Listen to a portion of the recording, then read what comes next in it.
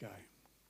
Now, if you're visiting with us or haven't been around for a while, we're working our way through the scriptures over a 3-year period. We're going to go from Genesis right through to Revelation.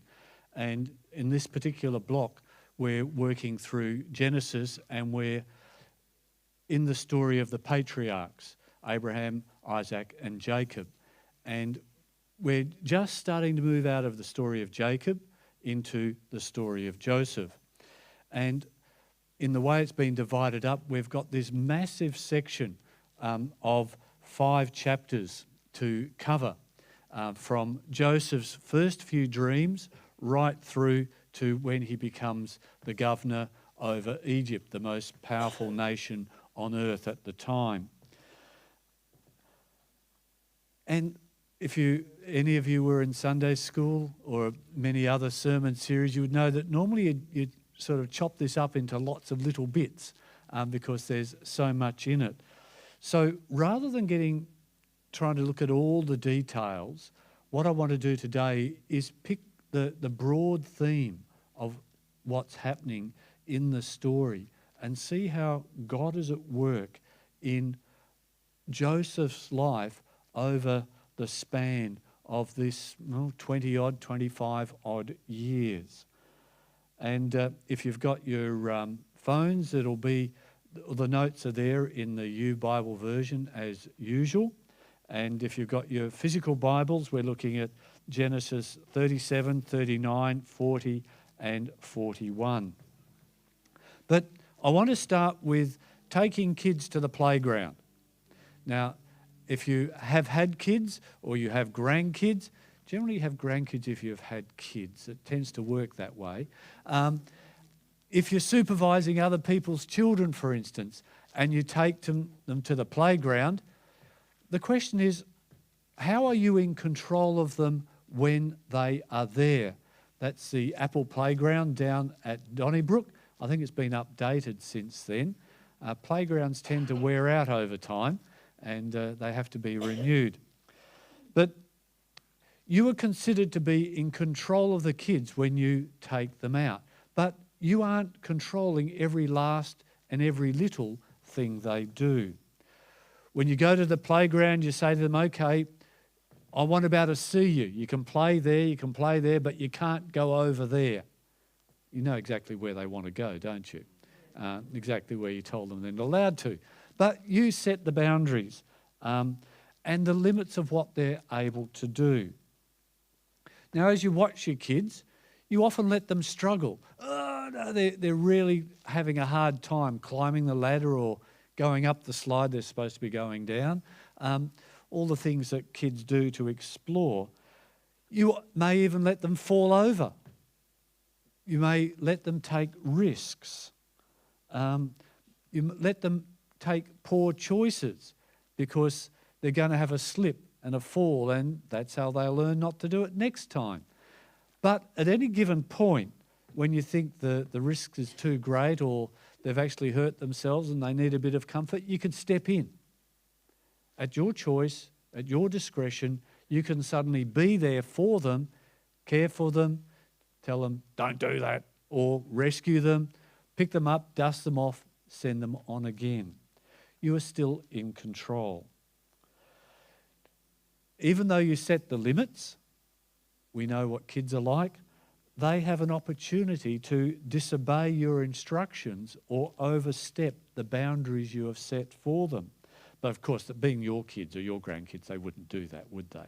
Nah. Yeah, not likely.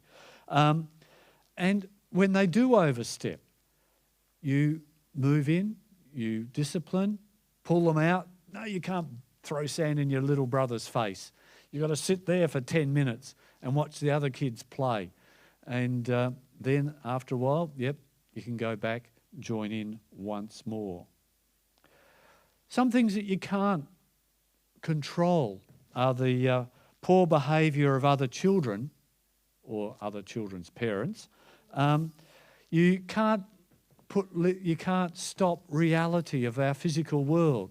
So if your child's at the top of the ladder and starts to fall, can you suddenly suspend gravity? No. They suffer the consequences, you pick up the pieces, and we move on. But instead, you work with the people who are around, you work with physical reality to make sure that your child has a good experience. They learn, they grow, they have fun. You are in control, but not as a puppet master, tweaking every choice, every action, every decision. So as we come to the story of Joseph, we start to see here is God at work. God is in control.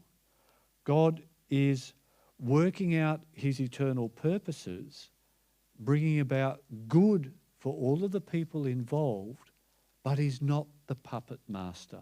He's not making every last little choice and decision for the actors involved, but in his amazing sovereignty, he is weaving through all the bad choices, all the sinful decisions, all the bits and pieces he weaves together in a way that brings about his ultimate plan and also brings about the good for the people involved, particularly for those who are submitted and obedient to him. And what's interesting, at the end of this phase, and I'm stealing maybe from whoever's preaching next week, you know that we know from the story that Joseph eventually, he gets separated from his family, and he eventually is reunited with his father and his brothers. And after 20 odd years, maybe 25 years or so, Joseph looks back and can see, hey, God was in control. Through all of this mess, he was there. And we pick out of Genesis chapter 45, where Joseph reveals himself to his brothers. He says, I am Joseph, he said to his brothers. Is my father still alive? But his brothers were speechless. They were stunned to realize that Joseph was standing there in front of them. Please come closer, he said to them.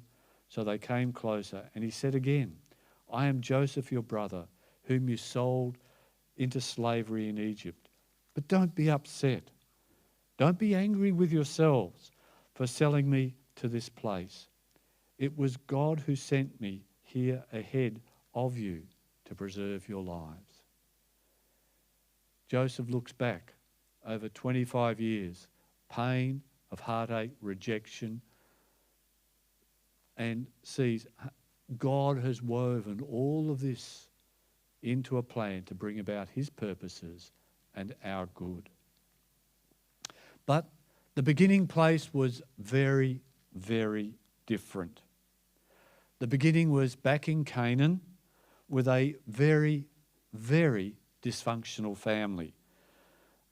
Maybe you feel sometimes your family is complicated and a little bit dysfunctional. Well, let's just review what this family is like. There's one father, Jacob, and he has two wives who are constantly competing against each other, as if that's bad enough. They are also sisters. Can you imagine being married to someone who's almost also married to your sister? That is a disaster waiting to happen. And it did happen. These two were warring always against each other. Now, just to make things a little bit more interesting, each of the sisters had a servant, a lady who became a concubine or an unofficial wife also to your husband. So you have two official wives, then you two have two unofficial wives. And does that complicate the servant-slave relationship when they are also wives to the person who is your husband? And then they all have children. And of course, those who have children then are manipulating through the kids to the husband, to the other wives, and the kids pick up on the vibes and they're competing with each other on behalf of their mother and their father. This is just one mess. There are 12 sons from 4 different mothers, And if you look at the stories about them all, you would have to say few, if any of them, were particularly nice people.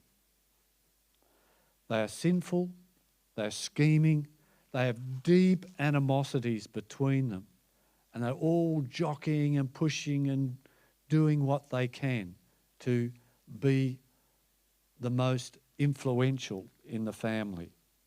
And of course, the family spread over many, many years.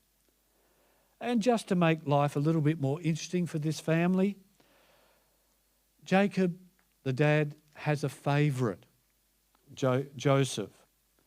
And Jacob shows this very clearly in a very confrontational way by giving Joseph his coat of many colours. And no doubt if you ever went to Sunday school, you coloured in Joseph's coat of many colours, usually using 2 or 3 colours because they're the ones you had in your hand. Or maybe I'm speaking from a boy's perspective and the object was just to colour in everything and move on to the next one. And Joseph is obviously a gifted person, but he has an ego to match. Dad thinks he's the best, and Joseph agrees with him. So how does God work out his purposes through the mess of this family to bring about a good outcome? So what we're going to do is we're going to follow Joseph through the phases and the changes and the challenges that unfold for him through these chapters. So we start with Joseph as the favourite child, the self-opinionated, golden-haired boy. Now, you wouldn't have any like that in your family, would you? Yeah, no, we don't want to know. Genesis chapter 37, we're told, Jacob loved Joseph more than any of his other children because Joseph had been born to him in his old age. So one day Jacob had a special gift made for Joseph, a beautiful robe. But his brothers hated Joseph because their father loved him more than the rest of them. They couldn't say a kind word about him. All these older brothers and a precocious young upstart brother, that goes down well, doesn't it? You just imagine how that was playing out. And Joseph was quite happy to let others know how special he was. Look at the way in which he flaunts his dreams before the family. No circumspection here, no care about what others are feeling or thinking. We're told in Genesis 37, one night Joseph had a dream, and when he told his brothers about it, they hated him more than ever. Listen to this dream, he said. You can imagine him strutting up. We were out in the field tying up bundles of grain. Suddenly my bundle stood up and your bundles gathered around and bowed low before mine. His brothers responded, so you think you will be our king, do you?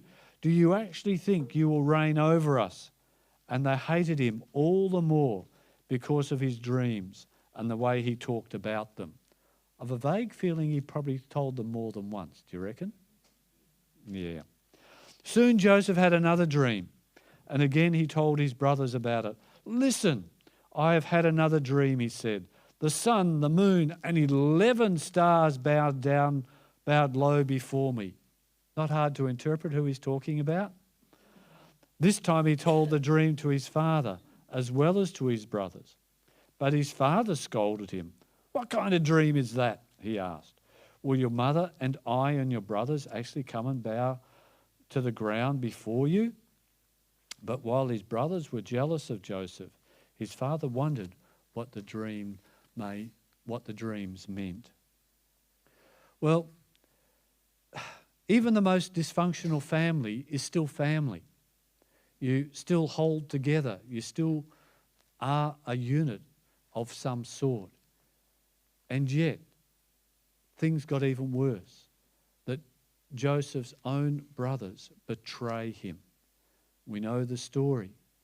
He is sent by his dad to go and find them, and they're way up country. If you look at the map, many, many days travel away. He finally finds them, and they decide to kill him Reuben, the older brother, has a bit of a plan within a plan and thinks, well, if I get them to throw him into a cistern so that he just dies of natural causes, I can come back later and rescue him.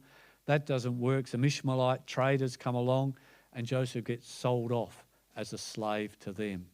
And the family think this is a good outcome. Well, the brothers do anyway. But then they've got to cover up their crime. And so it's not only the betrayal of Joseph, but they also deceive their father and allow him to live in this deception for decades. This is a really nice family we've got going here. Let's just see how dysfunctional it is and how all of them are just after their own best imagined interests. And this family is just a mess. Chapter 37, verse 31, we're told that after Joseph had got sold off, then the brothers killed a young goat and dipped Joseph's robe in its blood. They sent the beautiful robe to their father with this message: "Look what we found."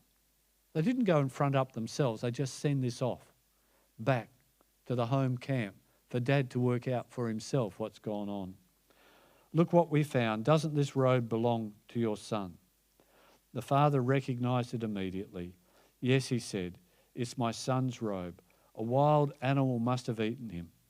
Joseph was clearly torn to pieces. Then Jacob tore his clothes and dressed himself in burlap. He mourned deeply for his son for a long time. His family all tried to comfort him, but he refused to be comforted. "I'll go to my grave mourning for my son," he would say, and then he would weep. What a mess. So let's look at the phases that Joseph goes through. He starts as a favoured child in a wealthy family, has freedom and the resources to do what he wants when he likes, particularly as the favoured son. He's a protected species. And then he's sold into slavery. A slave has no rights, has no property, has no freedom, has no choices. This is a massive drop in status that we would find really hard to understand. And so we're told in chapter 39, when Joseph was taken to Egypt by the Ishmaelite traders, he was purchased by Potiphar, an Egyptian officer. Potiphar was captain of the guard for Pharaoh, the king of Egypt.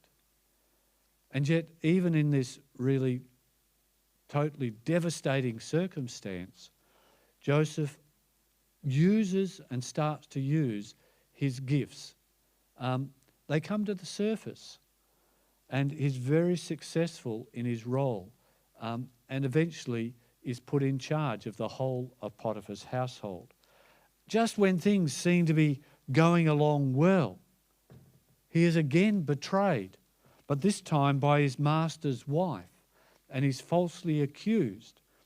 Verse 11 in chapter 37, we're told, "One day, however, no one else was around when he, Joseph, went in to do his work. She, Potiphar's wife, came and grabbed him by his cloak, demanding, 'Come on, sleep with me.' Joseph tore himself away, but he left his cloak in her hand as he ran from the house. She kept the cloak until her husband came home. Then she told him her story. 'That Hebrew slave you brought into our house tried to come in and fool around with me,' she said. 'But when I screamed, he ran outside, leaving his cloak with me.' Potiphar was furious when he heard his wife's story, how Joseph had treated her. So he took Joseph and threw him into the prison where the king's prisoners were held, and there he remained." It was totally untrue, but there was such a power discrepancy between Potiphar's wife and Joseph that he didn't have a chance. He's totally disregarded. He is a slave. He is wrong. The wife is right. Into jail, into a political prison. And Joseph is now incarcerated. with all the other political prisoners, not just for a few weeks, but for years. Even the few freedoms he had as a slave are now taken away. The few perks of the job he might have started to enjoy are stripped away to have absolutely nothing. And yet, again, he's very successful and he becomes a trusted prisoner and then a manager of the prison. And through God's arranging in that circumstance, he correctly interprets the dreams of two court officials who are put into Pharaoh's prison for some misdemeanor we're not told about. He correctly interprets the dreams, they come true, but nothing moves forward. He stays there for a few more years. Imagine the despair, the hopelessness of that. And then one day, Pharaoh has a dream he can't interpret. The cupbearer who was reinstated suddenly, oh yeah, I remember this bloke back in jail some years back. He worked out my dream. Why don't we go and get him? And so Joseph is scrubbed up, made presentable, brought into Pharaoh's court. And he interprets Pharaoh's dream of the 7 skinny cows eating up the fat cows, the 7 skinny or broken sheaves of wheat, stalks of wheat, consuming the fat sheaves of wheat. And as he follows the interpretation, he also gives some good ideas of, hey, this is what God is saying is going to happen. This is what you need to do. And suddenly, unexpectedly, he gets elevated to the second highest political position in the most powerful nation on the earth at that time. And chapter 41, verse 37, we read, Joseph's suggestions were well received by Pharaoh and his officials. So Pharaoh asked his officials, can we find anyone else like this man, so obviously filled with the Spirit of God? Then Pharaoh said to Joseph, since God has revealed the meaning of the dreams to you clearly, no one else is as intelligent or as wise as you are. You will be in charge of my court, and all my people will take orders only from you. Only I, sitting on my throne, will have rank higher than yours. Wow. In one day, imagine that. That would be just mind-boggling. And yet, Joseph knuckles down and he does really well. He succeeds again, now at the highest level with ultimate power. And his personal circumstances also finally come good. And we read a little bit later in verse 50 of chapter 41. During this time, before the first of the famine years, 2 sons were born to Joseph and his wife, Asenath, the daughter of Potipharah, the priest of On. Joseph named his older son Manasseh, for he said, God has made me forget my troubles and everyone in my father's family. Joseph named his second son Ephraim, for he said, God has made me fruitful in this land of my grief. What a journey. But we can see that in this, God has been at work. To bring about his purposes, God has had to change Joseph. The Joseph who took charge of the most powerful nation in the world was totally different to the young, egotistical upstart back there in Canaan, skiting and showing off to his brothers. And there are lots of clues along the way as to how and why Joseph made these changes. Joseph goes from a self-centered person through to a God-centered person, where Pharaoh can say to him, he is God's filled with God's Spirit. There has been a transformation of character. It's interesting, even in the early days, Joseph doesn't pursue his own interests, but he actually learns to turn to God in his despair. And he holds on to God and God's ways and God's will for his life, even when it may mean harm to him in his circumstances. So we go back to Joseph in Potiphar's house and the incident with Potiphar's wife. As a slave, it would have been easy to give in to the wife. She had the power. She could ruin him. And if she cooperated, things would have gone well for him. But listen how Joseph handles this situation. We're told in verse 8, chapter 39, the wife is propositioning him, but Joseph refused. Look, he told her, my master trusts me with everything in his entire household. No one here has more authority than I do. He has held back nothing from me except you, because you are his wife. How could I do such a wicked thing? It would be a great sin against God. Joseph holds on to his integrity before God, even to his own hurt. Even as a slave, when things could get far worse for him, he remains faithful to God in this situation. As in the jail, we can see another change of Joseph's character. Way back at the beginning when he has dreams, what does he do? He uses the dreams for himself. Look at me. You guys are going to bow down to me. Through his experiences, he starts to learn, hey, these dreams, however true and however much I understand them, are actually God's property and to be used for God's purposes, not mine. When the guys come to him in the jail and tell his dream, ask about the dreams and want them interpreted, how does he respond? Chapter 40, verse 8. The two men, and they replied, we both had dreams last night, but no one can tell us what they mean. Interpreting dreams is God's business, Joseph replied. So go ahead and tell me your dreams. He recognized this is now God's property. I'm the steward of what God does. I'm not in control. They're not mine. And despite all the injustices that have been done to him by his family, Joseph seems to have worked through his anger and resentment, maybe to the place of acceptance, perhaps of forgiveness. When commenting on his own personal story, when he's talking about himself in the jail, he doesn't dump on his family. He doesn't stick the boot on and say, oh, those rotten, this is what they did to me. Genesis 40, verse 15, he says, for I was kidnapped from my homeland. Well, that's not quite true. It's a gracious interpretation of what happened to him.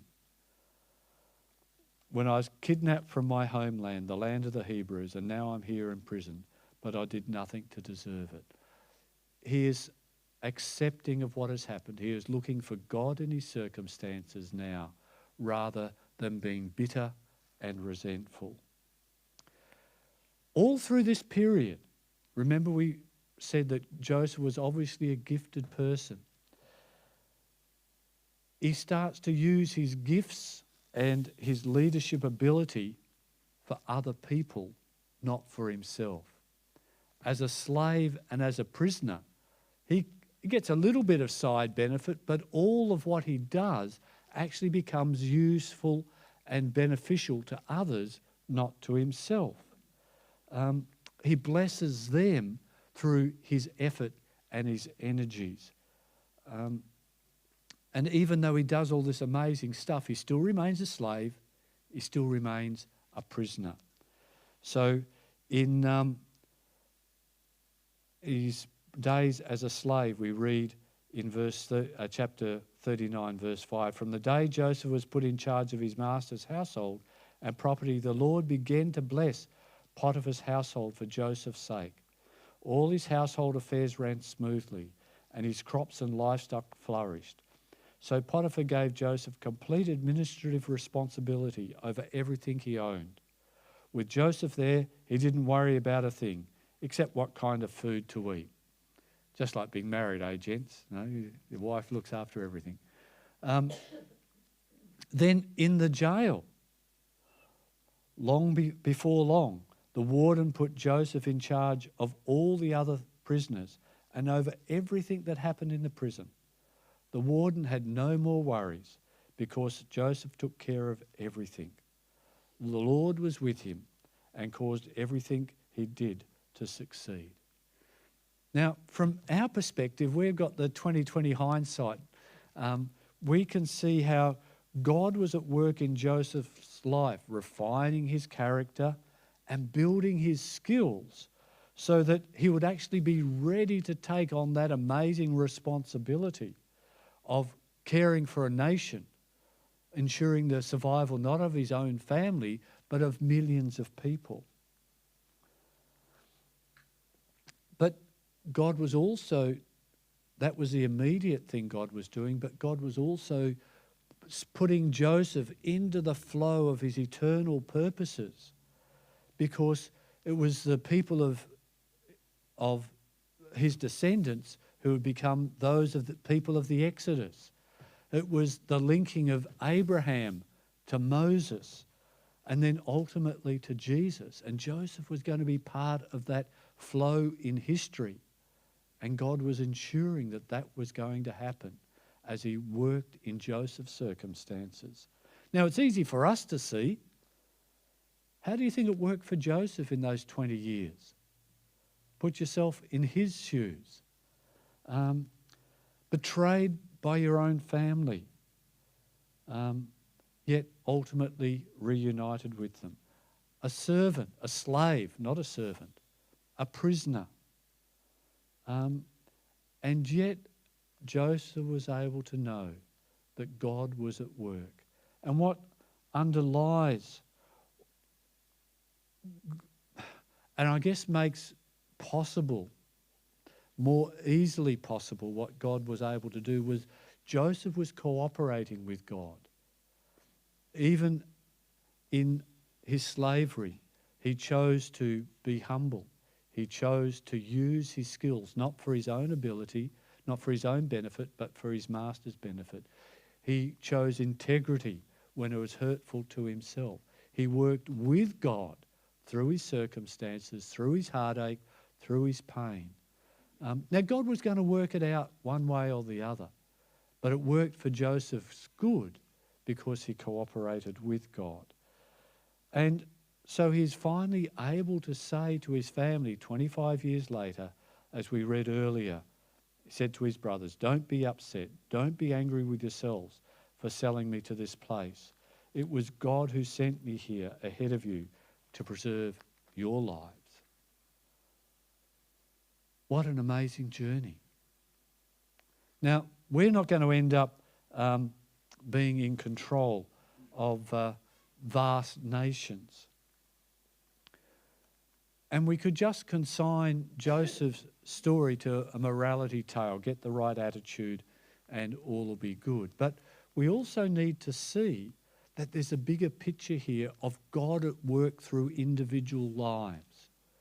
God in control, weaving things together for his purposes, for his glory, and for his people's good.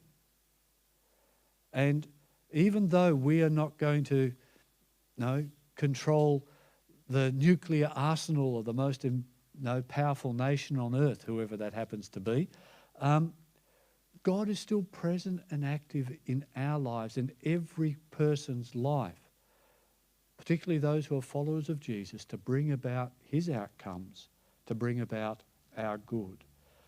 Look at Joseph. God worked through all the sinful choices and the wrong attitudes that were made by Joseph and his family. He worked through the wrong attitudes and actions of the pagan Egyptians to bring about his eternal purposes. For Joseph, it worked out better because he cooperated with God and trusted God and allowed God to be at work in him and around him. And the question for us, how are we going in our journeys? Are we recognizing God at work in our circumstances? Are we allowing God to grow and mature us? Are we being humble and submitted to what God is doing in us and around us and through us? Or are we getting really antsy? Are we spitting the dummy, as it were, and saying, well, God, get your act together, get me out of here. Does it get me out of here? I'm a celebrity. No, get me out of here. I'm a Christian. This shouldn't be happening to me. But God's purposes are so much bigger, so much better than our own short-term comfort.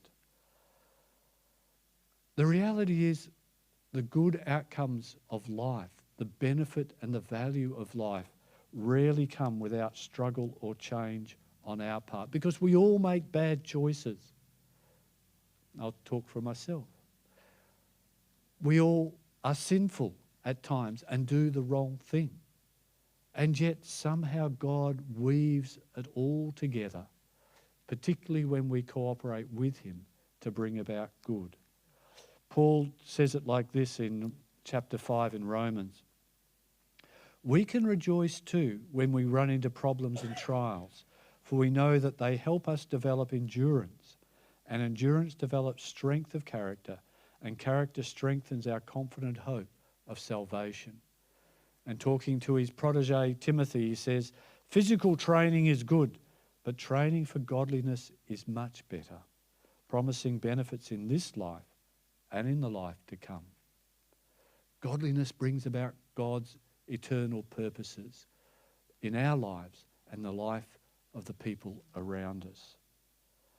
But if we're going to be part of that in a good way, we need to move from being self-centered to being God-centered. We need to recognize and accept what God is doing in us and around us. Even when it's difficult, even when we don't understand, maybe particularly when we don't understand. The writer to Hebrews says in Hebrews 12, as you endure this divine discipline, the hard stuff of life that is growing character and challenging our self-centered choices, as you endure this divine discipline, remember that God is treating you as his own children. Whoever heard of a child who was never disciplined by its father? For our earthly fathers disciplined us for a few years, doing the best they knew how. But God's discipline is always good for us, so that we might share in his holiness. No discipline is enjoyable while it is happening. It's painful.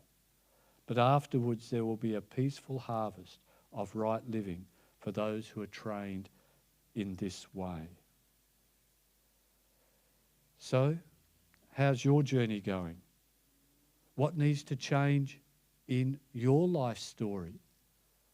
How aware are you of God in your life and in your circumstances? Are you allowing the challenges and the struggles to grow and mature you as a follower of Jesus Christ? Do you recognize that he wants to weave your life story into his purposes to bring about your good and his eternal glory? None of us are scraps on the cutting room floor of God's purposes. We are all there to be woven in to the tapestry of reality that he is building. And we can do that cooperatively or we can do it the hard way. And let's be honest, we all do it the hard way from time to time, but like Joseph, we can learn to cooperate with God and see his glory in our lives and find significance in our reality because it's part of what he is doing. We're all tempted to spit the dummy and complain to God that he needs to get his act together and just make life more comfortable and easier to, get rid of all these difficult people you've put all around me, make life hard for me. But as we see with Joseph, God is in control. He will bring about what is good for us and what is glorious in his purposes. we're going to move into communion. And our temptation with God is to think, well, it's all right, you're God. No, that's easy for you. No, you can say those things and you just breeze through. But as we come to focus on Jesus, I want you to hear these verses from Hebrews chapter 5, because Jesus doesn't ask or expect of us anything that he hasn't had to deal with himself. In Hebrews 5, we're told, while Jesus was here on earth, he offered prayers and pleadings with a loud cry and tears to the one who could rescue him from death. And God heard his prayers because of his deep reverence for God. Even though Jesus was God's son, he learned obedience from the things he suffered. Let that sink in for a moment. Jesus, the Son of God, had to learn obedience through struggle and suffering. He didn't breeze through life without opposition, without betrayal, without hurt, without uncertainty. God used that in Jesus' life to train him to greater obedience to the Holy Spirit and to God's eternal purposes. If he needed to do it with Jesus, surely he needs to do it with us. Let me invite you to go and pick up the bread and the cup from the 4 stations, bring it back to your seat, and then we're going to read some scripture, pray, and take communion together. Please, whoever's first, put on the glove, hand out the cracker on each station. Let's do that now.